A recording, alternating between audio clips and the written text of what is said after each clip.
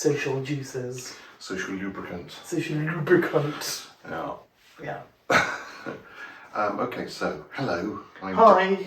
Sorry, I thought we were saying hi together. Okay, hello, I'm Dan. Hello, I'm Max. And we are the Gliding Faces. We are. Yes, we are. Yes, it's already going so well. Yeah, I'm going to do this patronising voice all the way through. Oh, Yes, yeah, we are. And I'm going to be just monotone and really joyful. Excellent. So this is our what's the word I'm looking for? I've forgotten. Our debut album. Our debut album commentary. Commentary. I was going to say monologue for some reason. Monologue, even though there's two of us. It's a dialogue. Yeah. Dialogue. You buy a log, I'll buy the leaves, and then We together can we'll make have a a fire. tree. Oh. You went for creation, I went for destruction. Yeah. Mm. Okay, so what we're gonna do is we're going to listen to the album, and then we're going to talk about it, over it. Yeah, so each track we'll just like chat about it, and we'll say whatever we think about, whatever springs to mind. indeed. But first off, we're just going to talk about the album art. Yes. So And title and thing and stuff, and also how we came to the name. yes. Okay, so A lot. Dark Matters was largely because the subject matter. The subject matter of the album is very dark. It's very dark. That's It basically was it. the third name we fell on, wasn't it? What was the second one? It was your idea, but Oh, it was good actually. what was it? It was amazing because it was mine. Oh yeah. Yeah. That's why I didn't. That's why I can't even remember what it was. That's why you can't remember what it was, and why I didn't make the album title. Didn't make the cut, did it? No. It was something like Pressure Points. Pressure Points. How did I remember that? Well done. See, I care. Yeah.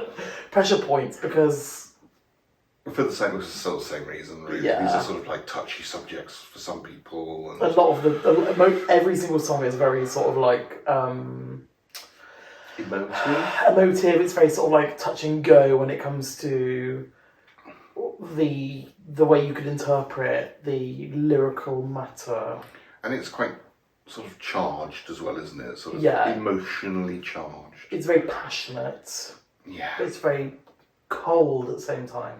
Yeah, it is a very cold album, I think. But I think it has nice moments, but we'll probably get to that when we do the actual commentary. So the album art itself was just a picture of us. An actual picture. An actual picture. In gowns that I made. Yeah. With my lovely overlocker. Yeah. With these neck pieces. I don't know why I decided to do these outfits, but I wanted to make something androgynous and always like... I was going for sort of like the religion of the world we've created. Yeah. That we're allowing you to enter. And it sort of came out quite culty. It is a bit during our cult. We have a skull. Yeah. And the skull as well. Murray does play an important part in the design of the entire album, in fact. Yes. Who knew? Who knew Yeah, that Murray would be such a handy... He's on the front, the back. That's such a handy prop. Yes. But yeah, so the fabric that you used for the main gown, the tunic...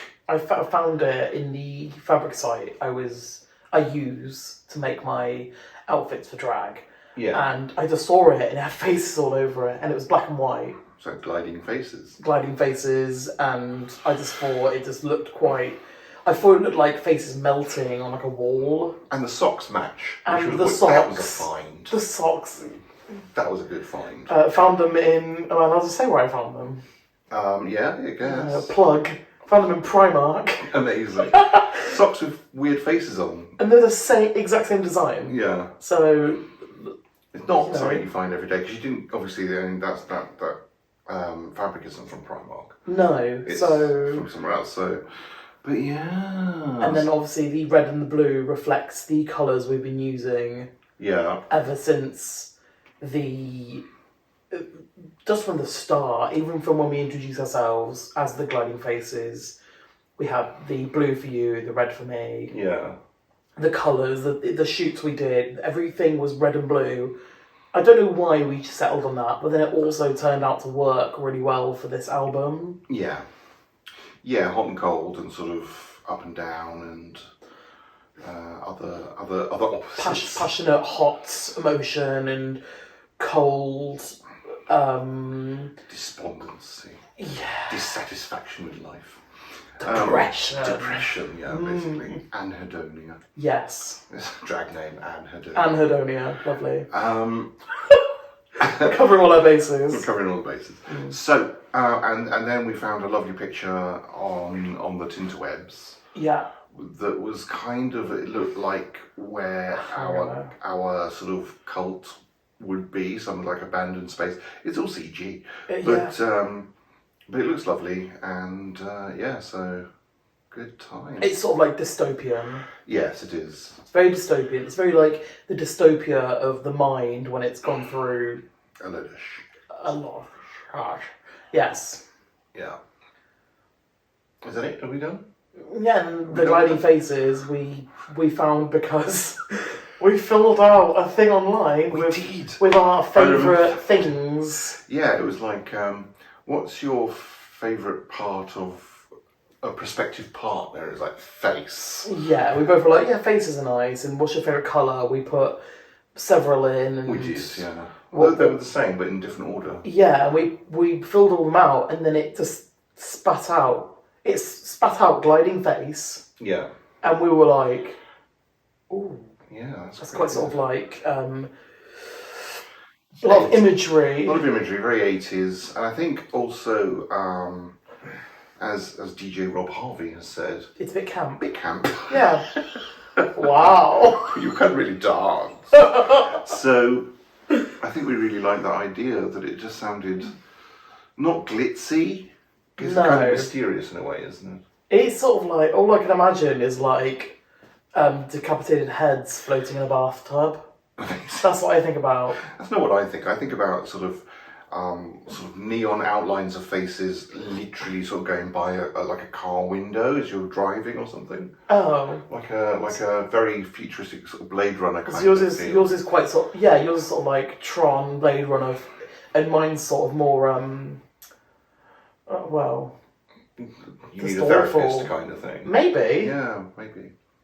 Anyway, Outing. Playing all out on YouTube. we're gonna start with the first track, which is "Feeling Queer." Feeling Queer, the first song we wrote Indeed. together, There we are. and this one we wrote entirely together. We did. I came to you with the strings. Yeah, you came to me with a lot of things actually. You came to me with the strings. You came to me with the first verse and the chorus. Yeah, I also lost half the lyrics, You did. and I had to rewrite them. Yeah, recreate them. And it just worked out fine. But we didn't. Yeah, I had the strings, and I had the strings of the chorus for the intro and the chorus. Yeah. So this bit here. Yeah. Yeah. Yeah, and then you completely rewrote it. So why is it feeling queer? What is it about? So the actual song, I basically wrote it about how people within the LGBT community, we all feel like outcasts. We all feel like we don't belong anywhere. So we find this community.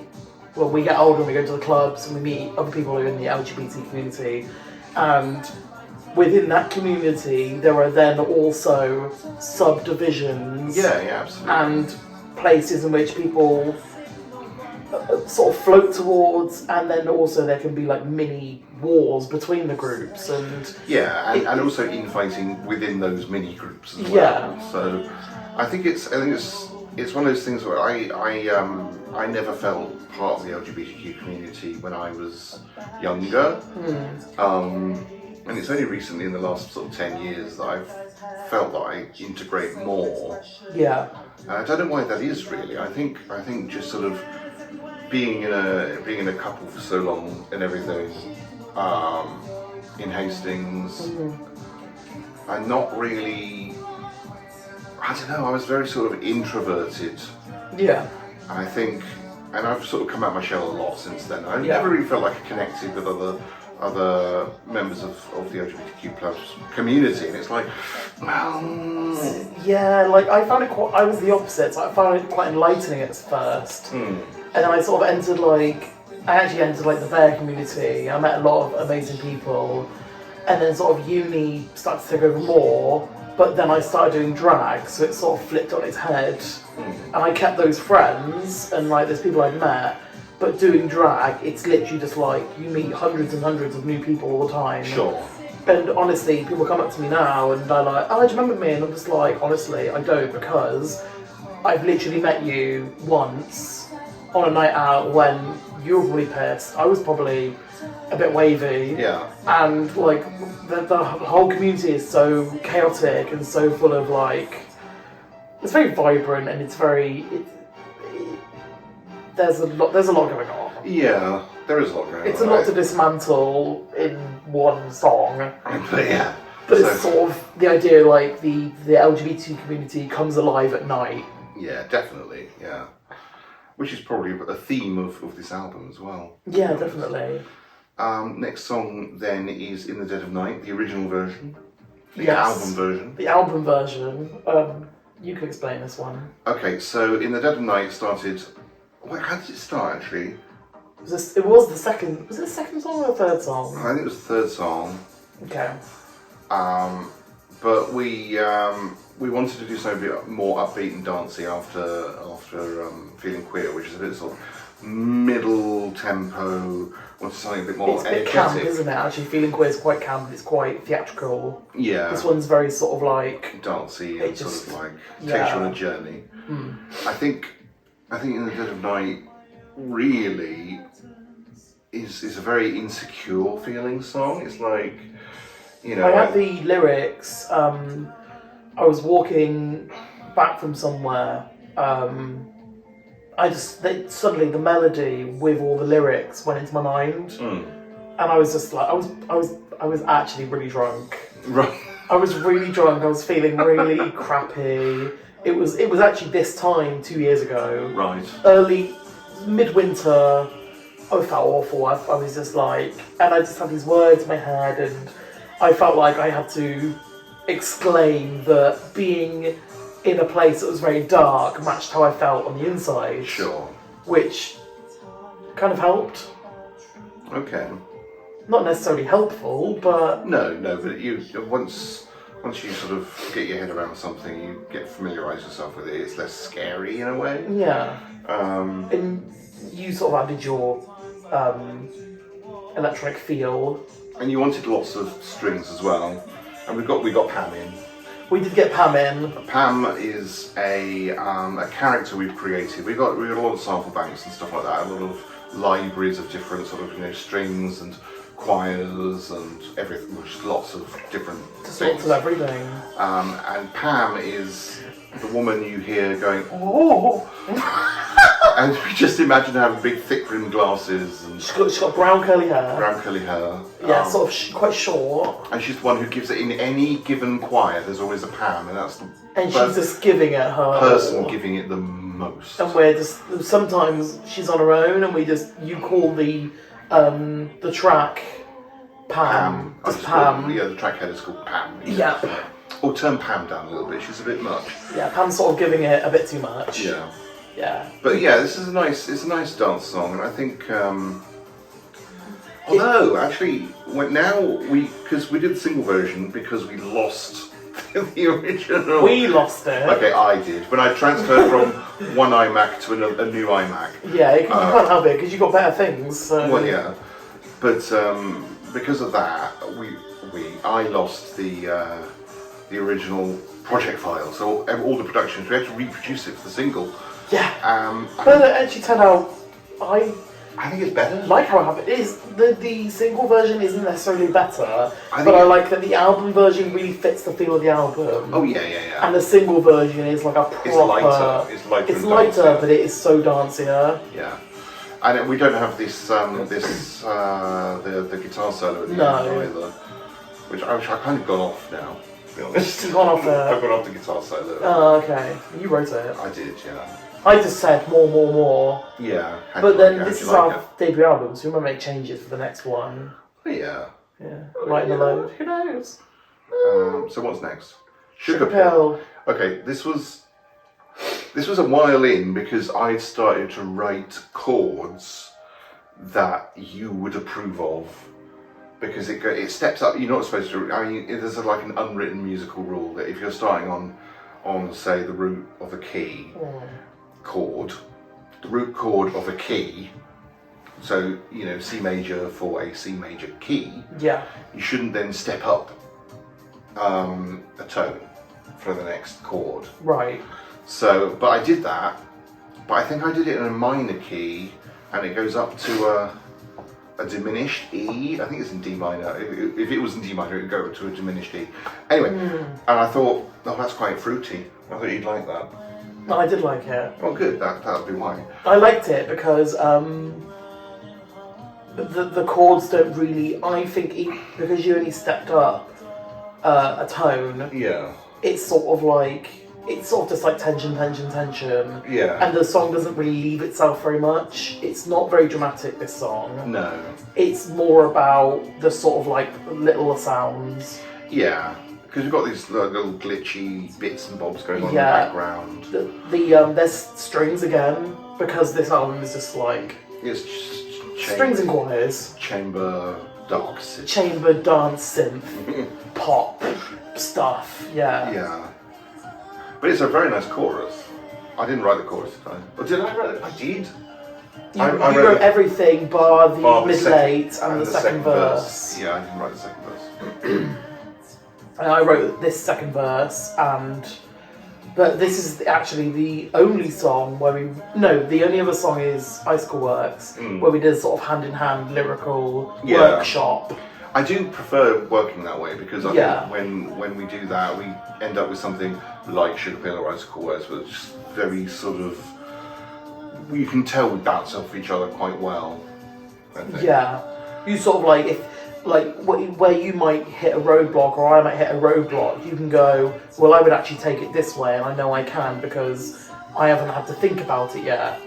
So it's almost like we've reached our potential for writing the song and expressing ourselves through the song, and then the other person just sort of takes the baton and carries on. Yeah. I mean, this song is just straight up about addiction, but Yeah, absolutely. To me, it was like, yeah, I mean, it's kind of political though. it kind of has that sort of, the mental health issues. Yeah. And people, I mean, doctors will just prescribe you anything that you will have to stay on for the rest of your life Yeah. in order to Appease whatever's wrong. Yeah. Or whatever's different. It's not necessarily what's wrong. What's wrong with anyone. Sure. Well, Well, if you've got a terrible chemical imbalance or a miswiring, as it were, of course. or wired in a way that One of your glands is fucked. Yeah. Yeah. I mean, to me, it was about me being bipolar and being on these pills, but it's also about placebo effect, because Sugar Pill is literally a placebo. Yeah, see, I took it like addiction, and also the idea that like the government will feed us whatever we want to hear through the media. Interesting. Okay, so that we were coming. We haven't discussed this ever since Metaphorical. we wrote it. So Yeah. it's quite interesting to sort of for these things to come up and to remember these things and to realise that we actually came at this in slightly different perspectives. But that kind of, and you can read it Whichever way. in any way you like, really. That's the joy of making a piece of an art. Is it pop or is it art? This is art, isn't it? It's definitely art. It's definitely art, yeah. The last one was pop. The one before it, Feeling Queer, is art, I reckon. Interesting. Yeah. Interesting. Oh. So, you can really dance. Wow. That's Yeah. the second time. I know. We're gonna get How you can really dance copyright. count. Yeah. Waiting for a Better Tomorrow. I think I started this, didn't I? You had the synth, you had the sort of weird, childlike Oh, these vocal chops. vocal chops, Yeah. as opposed to a lamb chop. Yeah. That was a horrible joke. Yeah. It was. And the pad. I did, yeah. And then we sort of sat there and we just... You like the idea of it being atmospheric and being sort of like having having this sort of filmic feel to it. Yeah. So it sounds like the opening of a film, I think. It really, it's sort of like different, if it was in, say, a musical, different characters would come in each verse and each Sure. chorus, and instruments come in and it builds up. The bass line doesn't even come in until the second chorus, I know. which I don't have an issue with. No, I was fine with it. Yeah. I'm all for big, long intros Yeah. and long, evolving songs. My idea of a good song is a song that if you took the vocals out, you could still listen to it as an instrumental and it would still carry you along, and there'd be something different every 4 to 8 bars or what have you. And you'd be like, okay, it's a good instrumental. I mean, I'd love to hear what this sounds like. This whole album sounds like as an instrumental, but we can't do that. We can't actually do that. We lost, was it 4 songs we lost? I lost. It was me. I say we, it was me. We lost Sugar Pill, we lost In the Night, Icicle Works, and Hypothermia. Oh, some bangers as well. Yeah. Awful. Nasty. Yeah. Oh well. Technology. It's plain Apple. Yeah, I mean, I should write to Steve Jobs and say, you are dead. Yeah. Because he is. It's Tim Cook now. He's in the ground. He's in the Not the other one. Tim Cook's still going, I believe. Hello, and welcome to Apple. Yeah. That's my impression of Tim Cook. Thank you. I'll be here all week. Well, So this song. to the end of the video. This song. Okay, so this is as opposed to the last song being questionably political. This one is literally about. It's overtly political. It's basically a commentary on Boris Johnson. giving idiots a lot of power. Yeah, it's Boris Johnson, which is a very hot topic at Boris the moment. Johnson and Donald Trump at Donald the time. Trump This as was well, written yeah. during Donald Trump's time. Yeah. Boris Johnson was a little bit like, oh, he's a bit dodge. But now Now we know. we know. Not like anyone didn't warn us or anything. No. But But, I didn't vote for him, it's fine. No, me either. No. Struggling enough as it is, we were I'm just just- voting for them. I'm just one of those tank-topped bum boys Yeah. that he likes to write about. And I'm just one of those young people that wastes time and should just study to really help give back and Absolutely. do a job that's worthwhile for the community. And we should talk about the saxophone. Yes, the saxophone. So the saxophone originally was a sample, and it was an octave above. But we had a nice gentleman called Craig Yep. get in touch and say, "Hi, I play saxophones. Would you like me to? I've listened to some of your stuff and I really like it. Would you like me to recording. play on any of your tracks?" And we were like, "Well, I'll keep it in mind." And then we thought, "Oh, we've got sax solo on one of our songs. My So fault. Why don't we just?" So we came round and we recorded the sax solo. It was we took with 3 takes, 4 takes. He did one take, then he did another take, which was perfect nearly. And I was Yeah. like, that's great. And then he did a third one just in case. Yeah. And it was just like, you had to really bring it up. Because it was an octave below. It was an octave below, so it was rumbling along. So But we had to he's- EQ it a bit and bring it up a bit. And This right. song really is a grower. The way that the saxophone just comes in at the end. But I wanted it to have that Hazel O'Connor feel. I don't know that. Okay, so Hazel O'Connor has a song. It's called, I forgot what the song's called, which is really annoying. It's called Waiting for a Better Tomorrow. I could look it up whilst you start talking about the next song, and then I can say. But she has this huge saxophone solo at the end of a song, and it is epic. And I was like, we need a saxophone solo. Is it off the 80s? Yes. Okay, well then, saxophone solos in the 80s, Oh, gotcha. Oh, yes. Okay, Now You're in Trouble was written almost exclusively by me. I was just sitting there and I like the idea of writing a good narrative where there's a lot of tension. I think No resolution. It's no just resolution, you just leave it. Like, the song rumbles along. Yeah. It started off with this, just this synth line going do. I thought you started with a drum pattern. Oh no, indeed, yes, you're absolutely right. Oh, am I right? Yeah, no, it started off with the drum pattern, which was Imogen Heap hitting things and herself, and Yeah. so it's from Imogen's Box of Tricks, Imogen Yes. Heap's Box of Tricks, which is well worth picking up if you're a record producer.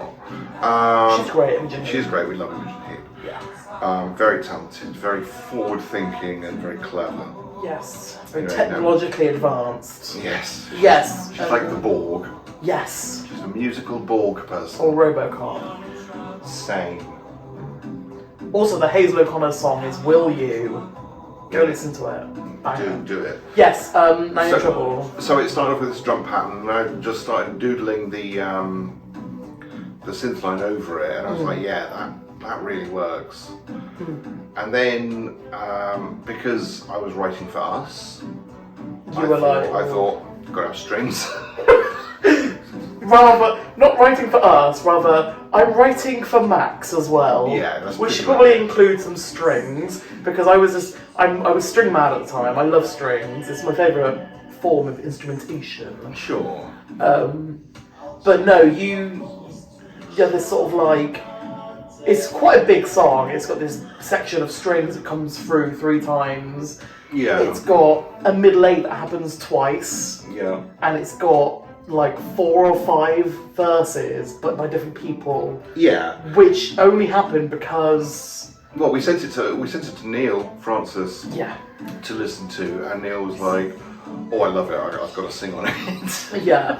And you looked at me like, how do we make it a duet? And I was just like, "Well, we simply just chop off Yeah. verses." And then obviously there was a bit sort of like towards the end, you sing over each other, and it's Yeah. like just growing the harmonies. And It just everything. grows and grows and grows. The tension builds. Yeah. I mean, I sang the first verse, chorus, bridge, then he takes over, and then it's just the last bit.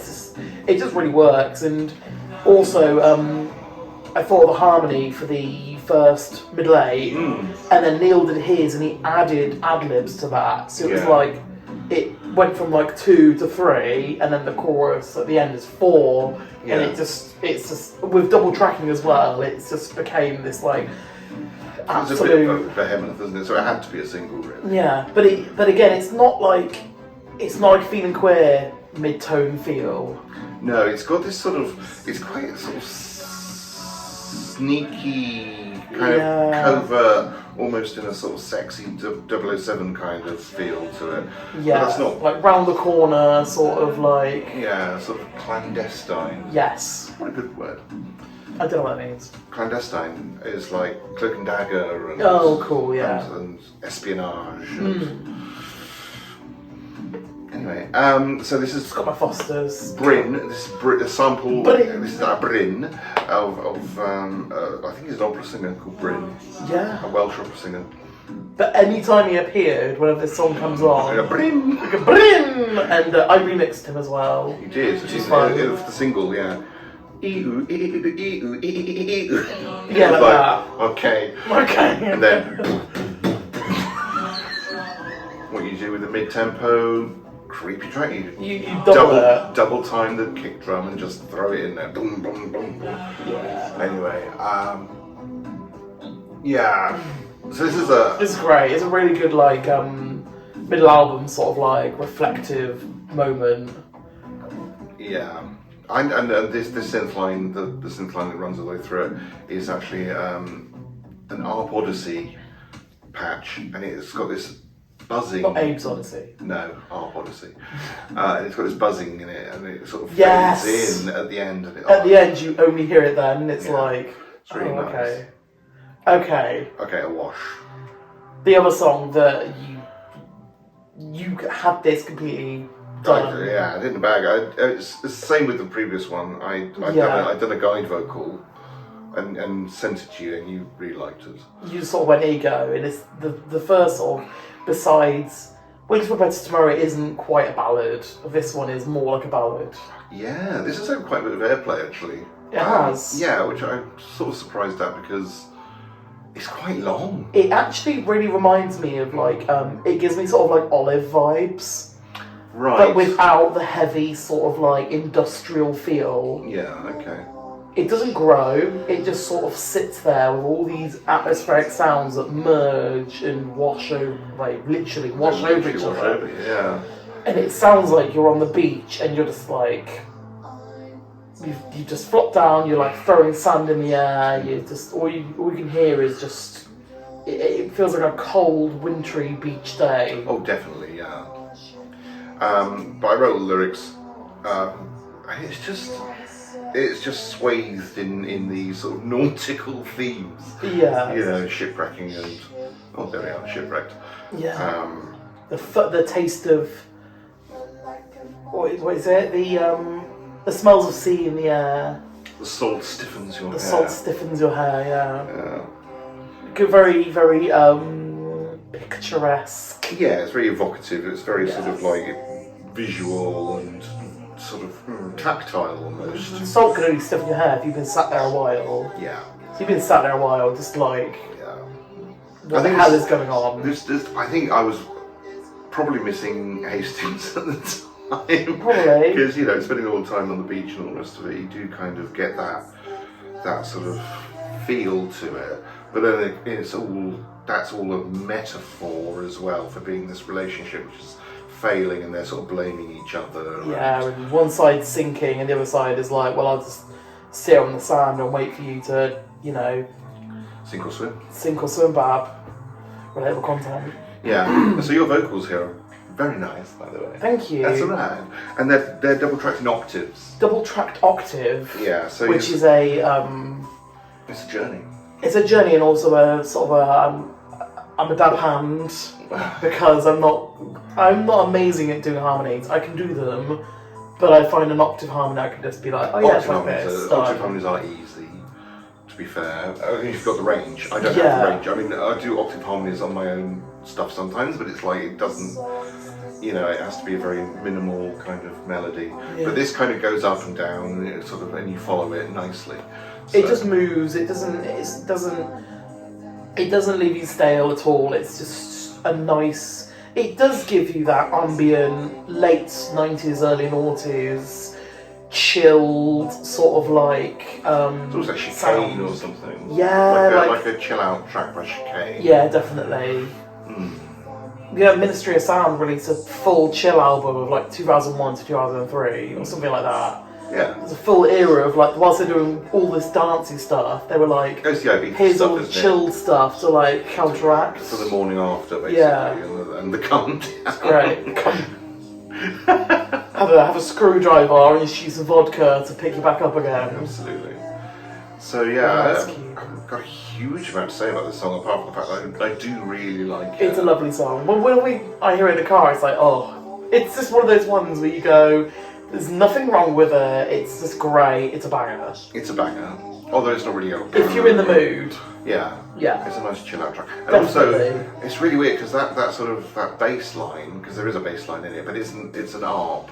And it's a whoop, whoop, whoop, whoop. It's just like you play... It doesn't, yeah. You play with the attack on the envelope a bit. Oh, and that's got Stradivari cello. It's a regular cello. I don't think I had Stradivari by then. No, actually you had this done, but I said, can you put a massive double bass below the whole song? Oh, it's not a cello, is it? It's a double bass. Yeah, I said put a double bass because more strings. More strings. You're sensing a pattern here. Yeah. I am. Okay, so and it's got this nice, the nice delay on the piano as well. The sea whales. Sea whales. They're like seagulls and whales at the same time. Yeah. It's great. Yeah, I can't remember how I did that now. But it works I'd because... have to look on the project. Yeah, definitely. But yeah, very ambient. I like it. What's next? Oh. But that's the end of side A, in my End of opinion. side A, yeah. End of side A, definitely. Hypothermia, kicking off side B. Side B is where it starts to get a bit... Spicy. Yeah. So this was your idea, and we did it sort of... I had the lyrics about 5 years Yeah. because of a really dodgy relationship. Right, and I tweaked them I tweaked the chorus. Tweet the chorus, and some of the words I said were just redundant. I was just a bit waffly, and I was like, get to the point sort of thing. Sure. But at the end of the day, it was like, let's just make everything really jarring, stabby, icy. Let's make everything that's atmospheric or like a pad move around. Yeah. And it's just very like, we just built the layers like any other song, but it somehow all just fell into place really well. Yeah. It really did, and it was one of those sort of almost a eureka moment when you just had, you know, when the chorus comes in, and it's like, Oh, wow. It just all drops out, but it doesn't. It still is chaotic and is crazy, and it's got everything running through it. But the way, I can't remember what the chord change was like in this, but we just sort of went with it, and it just really works. yeah, and the chord response was, The chorus was completely your idea, like, yeah, it was, really yeah. helps. But it really works, doesn't Yeah. it, I think.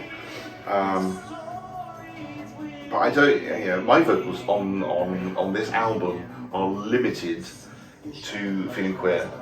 And I was considering Your what? my vocals Oh, on yes. this album are limited to being to the song Feeling Queer. To be And fair, every time we do a did, song- I did quite want to do some on this, but I didn't want to. I don't know. I think it might vote too dark in tone. To poke through everything that's going on. Yeah, because it is busy. I mean, that's just a mixing problem, I guess. But No, but on top of that, like, I have no bass in my voice, so even when I'm singing low, I still manage to, like, sort of drive through. yeah. Whereas when I do vocals, my own stuff, I EQ off the bottom end because it's just rumbling. Yeah. Excuse me, and it's quite muddy. Yeah. Will I tug on your sleeve? Stories we weave. Drama. Oh, this is great. That's middle A.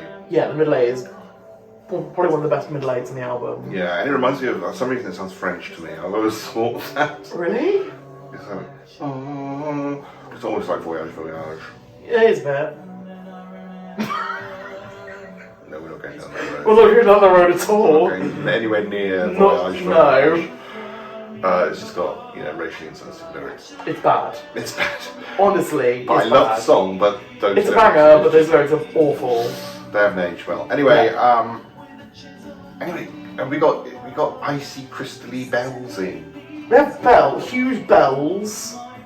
I think the second half of the album is like, oh, we have bells now. Oh, we forgot we had bells. We forgot we had bells for the second half of the album. So what's in this cupboard? Bells. And Oh, also brilliant. there's the topper, which sort of goes. It's sort of like that sound, that sort of like squeaking sound. Oh yeah. It's a bit Matt Mossy. Is it? Is it? little bit. I didn't even consider. I just was like, make everything go mental. I just remember you saying, reverse the snare. Reverse the snare. Oh, transition. Oh yeah. So Icicle Works was something I started, got all this sort of atmospheric stuff, and I then loved it. and then started with a few bits and plinky plonky bits and pieces. All these different sections, didn't you? Yeah, and then it's like, That the transition is immaculate. Like, you have to hear it. Hypothermia into Icicle Works. That little bundle. I was like, we need at least one transition that is just like smooth. chef's kiss. Yeah, because I don't like fade outs. I'm dead against fade outs. I don't mind fade outs, I know you don't mind fade outs. but then it's a lot of artists that use all the fade outs. David Bowie, on most of his albums, every single song's a fade out. It gets a lot after a while, but yeah. But you listen to like, I don't know, Lamal, Never Ending Story. Fade in? What are you doing? Anyway, fade in. What are you doing?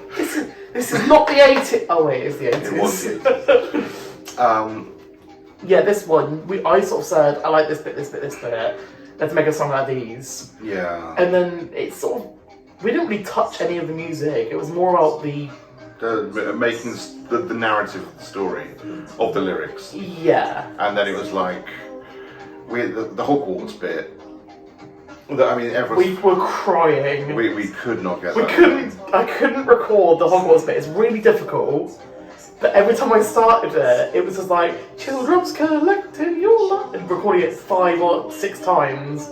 Something wicked this way comes. It just feels like Hogwarts. But honestly, this song, the actual lyrics, it's about going on a mountaineering trip and climbing a mountain, seeing a beast, and it's about all this wicked, like, fantastical stuff you see on a wintry journey. But the song is actually about having a mental breakdown, A psychotic break. going into being pulled into a psych ward, Yeah. and being given all these drugs to make you calm down and Yeah. counteract all these things that are going on. It makes you hallucinate. you see things that look like. You see a mirror in the psych ward, and it's yourself, and there's. With big eyes. And that's 'cause with you're the big eyes because your pupils are huge, and dilated, yeah. there's all there's imagery that's really bloody dark. Yeah, I like the. We scratched our heads for a while about the your sister bit. Yeah. Because I like the idea of like a nurse has come up and they're calling her sister. Oh, my sister. They call her the sister. Yeah. And you're like, you're my sister. I don't have a sister. You're not my sister, yeah. And the bit where it's like the feeling of frost moves inch by inch whilst they're putting Sort of sedatives. sedatives at like anaesthetic maybe. Yeah. Yeah. I've got I've got this whole vision in my head about how this plays out. It's very sort of same. one flew over the cuckoo's nest kind of thing. If you don't know what that is, I don't. No, it's a film about mental hospitals and it's not. It's got Jack Nicholson in it. Anyway, it's very sad. Anyway. Running into the psych ward, you run up the stairs, you go past a picture of all these. That's weird. But go past all these mountaineers and in a picture, makes you think you're in the mountains, and you see a mirror and you see yourself, then you get tackled down, and it's just very like it's almost very how they treated people in the One Flew Over the Cuckoo's Nest era. Well, it's in maybe that sort of 60s? like 60s, 50s, yeah, with that. Yeah, it's sort of very sort of American Horror Story, Asylum. Yeah, very that. Really like Dodge. That sort of vibe. But it just feels like you're on an icy journey climbing Mount Everest. It's like, But also, okay. the name Icicle Works is actually the name of a video game that was on early sort of Commodore 64 kind of era. It was a Boulder Dash clone. The references. The references. We have so many references in our music. They're all there. They're all there. Right, Loneliest Together is yours. Almost entirely. I tied it up a bit, and that's about it. You did, yeah. I wrote this because at the time, had literally just finished my first ever relationship. Just finished it, Just finished it, but I was like, you know what, I'm finished. That's enough of that. No, broke up with a guy who was just bloody awful, and I wrote this song, and I was like, how can I make a ballad just really like be that ballad? Yeah. Yeah. And I wanted it to be really like loads of different little sounds, sort of undertone of this like huge sort of like bass and kick, and I sort of wrote this piano bit, and it just really was like all of the piano is what the singing's gonna be. Very simple, but you know, sometimes simple is best. And then you sort of added your pizzazz, and you had a huge snare at the end, didn't you? The marching snare. The marching snare. The marching drum, yeah. And also, I mean, do you want to explain a little bit about how you, as opposed to how I, actually put the notes into Logic? Well, I did use Logic. This is GarageBand. But you do the same in Logic, don't you? Or do you play now on the keyboard? Oh, so I basically just tell it which key I'm writing in. Yeah. And then I just play chords until I find what I like. Oh, this is in GarageBand. This is in GarageBand. I can do that in Logic as well. Yeah. In Logic I do try, but like I don't have much musical theory knowledge behind me. So I just sort of put it in the key with only the notes that are in the key, and then I play chords until I'm happy, and then I just take that and I run with it. You see, what I do is obviously, I mean, I've got a keyboard. Yeah, and you can play. You can play, and you know musical theory. I know. Well, yeah, it's sort of. It's more about experimentation, like it is with you, really. It's just like, okay, I'm doing here, but I'm not like setting it to a restrictive mode where it's just like only playing the notes in that key. Sure. So that way you can kind of step from, you can borrow chords from other keys and stuff like that. It makes it a bit more interesting. So I don't know about all this. You have like a whole world of music that you understand. Whereas I just sort of have to guess by ear half the time. Yeah, I mean, that's how I learned, so Yeah. you're on the right sort of track, I think, unless you want to do a musical course or what have you. Ooh, a musical course. But, you know, Learning music! But yeah, that was the last ballad, really. Well, yeah, I guess so. Really actual, like, this is the ballad of the album sort of thing. Yeah. Anyway. Learning Us Together, I'm going to do one more thing about Learning Us Together. Okay. Before we go on to Charity Shop Wedding Dress, is that when Neil first heard it, Neil Francis, it made him do a little He cry. might have cried. He had a little cry. Yeah. Because, I mean, it's a lovely song, so... Yeah. Anyway, Charity Shop Wedding Dress. Both songs work really well. They do work very well together. This one, it really is a lot like the way Waiting for Better Tomorrow works. It just builds and builds. These sounds, these ticking sounds that you wrote. Dan completely had this completely finished. I didn't even add anything. I was like, I don't know, maybe add some strings. But you had strings anyway. I had strings in you there were already. prepared. You were prepared for me to go, I yeah. want strings. Yeah, bam, done it. I've done it. So Charity Shop Wedding Dress came about because someone I follow on Instagram was in Tunbridge in Kent, and they were just walking along the high street, and I presume they just saw a charity shop wedding dress.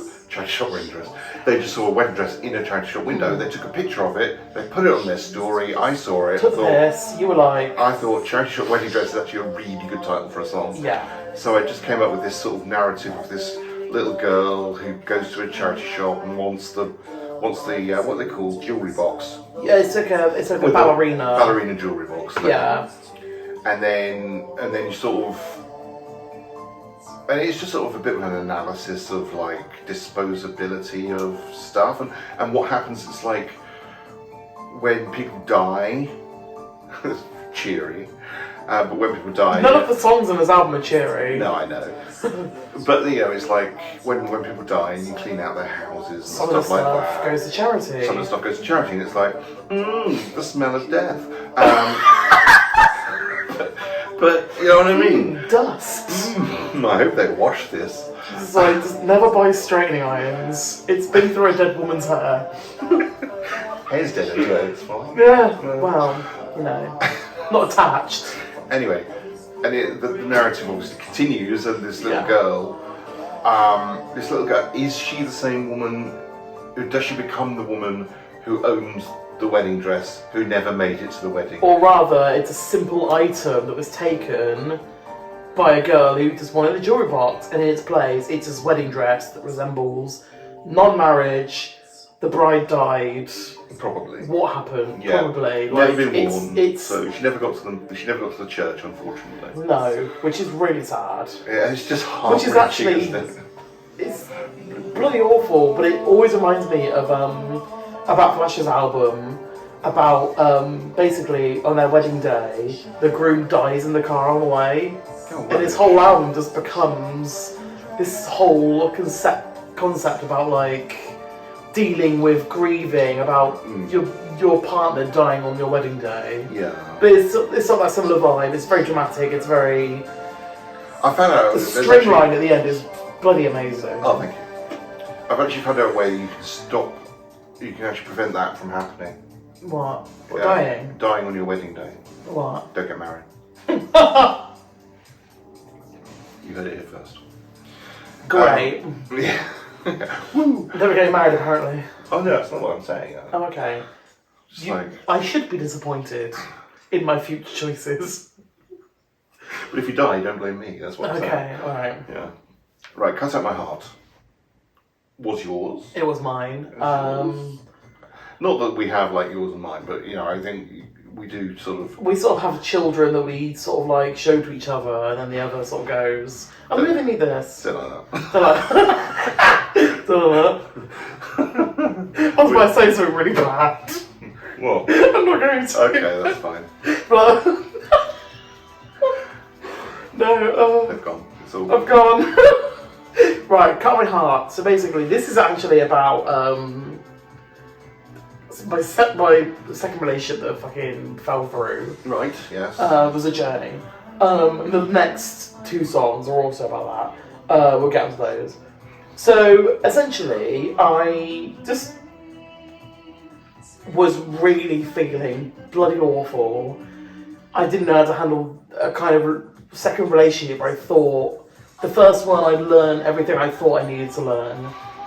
The second one I was like, I got this, and it was like, no, curveball, and I just felt bloody awful. And I was like, imagine if I spent years and years and years studying to become a doctor to learn how to just cut my own heart out so I didn't feel it anymore. Right.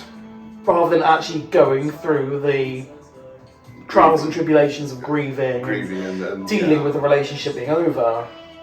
And I was just like, I found these chords and I was like, oh. They're very unusual chords because they don't really, because, I mean, this is going to be a single. Yeah. I think in your eyes it shouldn't work because it's all it's three inversions. It's inversions, but because of what I told you about chords, I said generally the bottom note is the way you have the root. bass. The root. That's where you have the bass. The root, yeah. But if you invert the chord, then the root of the chord is then the middle note. The middle note or the third note, depending on what your inversion is, first or second inversion, what have you. So it's I didn't do that though, did I? You did. Oh, okay. You you had inversions for the chords, but your bass line was running on the bottom note as opposed to the root of the chord. So it's really interesting. It's just like a curiosity. And it's just really tense. Yeah. And it's like what? It's really effective. Yeah. So, hats off, because it sounds really good. The middle eight as well. It's just like, middle eight's completely different as well. Yeah. But it's obviously in the same key, but it's sort of like it. The inversion also makes it really high, singing wise. Really hard to sing. I struggle to sing it when I'm a little bit ill or I've got a bit of a throat. When my voice is perfect, I can only just finish it. Yeah. Really hard because I can't use my falsetto to sing it. No, it's a belter, isn't it? It's a belter all the way through. It's really the power ballad of the album. Yeah. But I mean, we did. I can't remember because sometimes we do when we record vocals, we do the whole song all the way through. Yeah. Sometimes we do it in bits and then copy and paste. Did we copy and paste this? No. I sang it all the way through twice. Wow. Okay. Yeah. And double tracked it, but only double tracked the second and third choruses. Yeah. Okay. But I put in all the machine sounds to sound like actual heart surgery, and I just overhauled it and was like, there's going to be massive stomping sounds with the percussion. That trapdoor sound was the trapdoor stomps and crashes. Really and good. Just it is like it's a nice hook. It's dramatic. It's like you couldn't make a song more dramatic. I was just like, you know what? I'm just going to make this. Just wait until you hear the remixes. Yeah. Pure, like feeling into the song sort of moment. Oh. Yeah. Yeah. You're pouring it all out. Oh, okay. Feel my feelings. Yeah. Okay, this is another one of yours. Yeah. I tightened up again. I tied up the previous one, obviously, but not that much, actually. I did manage to cut out my heart. You added a few bells. And you added some vocals. On this? Yeah, some like... Feel my feelings? Some... Oh, I did, yeah. This one I did, yeah. But you also did add some stuff behind it. But I wrote this about, like, it's really rolling. It's all about the idea of wanting to be liberated and, like, wanting to go up to the person that hurt you and saying, just feel how I'm feeling, and then it will all be okay, whether we get out of this alive or not. Yeah. And the whole idea of liberation, whenever I think of liberation, I think of rain being like cleanse. It's like a cleansing thing. Yeah, definitely. That's what the whole song's about, and all the little sounds and the sort of like ticking and the. This has a real Madonna feel to it, though, hasn't it? Is that not Rain though? Ray of Light, sort of. No, before that. Do you reckon? Yeah. It has that sort of something to remember kind of Oh. feel. This used to be on a playground, and Here for that. yeah, Yeah. I really like it. But it's obviously it's got sort of less clunky sounds, but A lot of like little sounds that just reverse and echo and come in and yeah. because this again was done on GarageBand on your iPad, Yeah. and then imported into Logic to tweak and add Clean it stuff up. and clean it up and mix it and Same with any other song for this album that I contributed and then you sort of amped it up. yeah. So we use Logic. We both use Logic now. Yeah. Yeah. I mean, you're learning it. I'm getting I'm there. trying to teach you, Yeah. and you go too fast. Oh, you just go too fast. I go too fast. You go too fast, and send me a I'm project. excited. I'm just like, oh. You send me like a rendered file, a bounced out file, and it's like, this is awful. Not You because have transposed shit. I've not done it wrong, it's just that because there's so many buttons and I'm trying to do stuff Yeah. and all that, I'll click onto a massive track, like the whole track, and I'll transpose it a semitone up. So or you're down. thinking, you think you're just like moving one note, and it's actually moving the whole the track. whole thing. And it's like, Why is this song in about 8 different keys? it was hilarious. Which doesn't even exist. It was hilarious. Yeah. And I was like, are you sure about this? And he sent it back, and he was like, Yeah. oh, okay, no, this is No, I get that. not what happened. And then I changed it, it's great now. But yeah, but I mean, like I said, Masterpiece, chef's kiss. Chef's kiss, absolutely. But you're getting I'm there. just a quick person. You're a quick person, but Chaotic. chaotic is the word. I mean, as I said that, I just flipped a can lid thing. Excellent. Ring pull. Ring pull, that's the one. God. So feel Yeah, my feel my feelings. feelings. Yeah. What did you said it had a Madonna feel? It does have a Madonna feel, but then it picks up because it kind of goes. The kick is in like boop, and then it's like boop boop, and then it's boop boop boop, and then it's boop boop. Yeah, I don't know why I did that. I just wanted it to really grow with the kick and the. Boop. Yeah. It's like sort of like demanding things and picking up the demands and being like, actually, like, It's a snowball effect, isn't Yeah. it, really? Which is again. With what happens when you don't talk about things? Yeah, it just bottles up. It and bottles up and festers you and the need pressure to release grows. these things. Yeah. We're giving advice to the world. That's what we're doing. We're just trying to improve the world with. We're trying to improve the world with sadness. Okay, so last song, Irreplaceable. Come on, Tubular Bells. Come on, Tubular and Tubular Bells. Two slightly Sampled electric guitars. You know, I mean, this was my one and Gwen. this is another. Another. It's not one. like you were like, should we just put all your stuff at the end of the album? Yeah, hopefully no one will notice it. Yeah. So like, why is the album suddenly just different? Yeah. Well, it's side A, side B. It's good. I quite like it. Yeah, it is. It's that. If we ever did release it on vinyl, then it would make It would more work. sense. Yeah, definitely. Yeah. But this song is basically saying, you know, I fucked up. I fucked up, but maybe I should give myself more credit because you fucked up more. Yeah. But, like, we'll just try it again. Get one more day of paradise for the sake of feeling even more pain, basically. Yeah, it's got this feeling of foregone conclusion and an inescapable sort of bad destiny feel to You it. just, we're going this way. You know. We could be doing this, but, you know, looks like it's just not going to happen again. But that's what it has. It has that feeling of Yeah. sort of like, oh, this is inevitable shit. Yeah, shit. And you can wish. It's sort of a wish fulfillment kind of like, yeah. oh, I wish I could have another day with you kind of thing.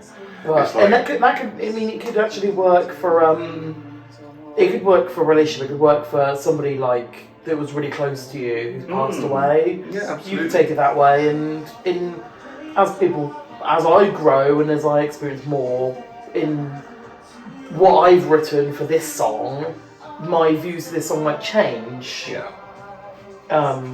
Which is helpful because, you know, sometimes you don't want to relate your songs to the same people all the time. No, absolutely. Because they might be an asshole. Yeah, funny that.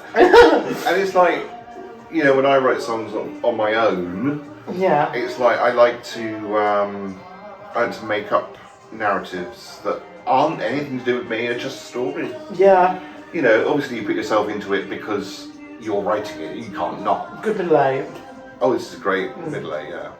Because I first heard this, and I heard that note you hit, it's like, that's a wrong note. And then... Which one? This one. And then the chord resolves around it. Oh! Oh no, the chord stays the same, and you go up one. Yeah. You go up a tone. And It's like tension, release. Yeah. And it's like, yeah, okay. That I was like, whoa. It's very Sylvia. Not get much play for this though. Have we? I don't think so. No. No, I don't think anyone's really. Maybe it's too festive sounding. Maybe we sort of fell into that Tubular Bells means Christmas now. Yeah. But it's not a Christmassy song, obviously. Not at all.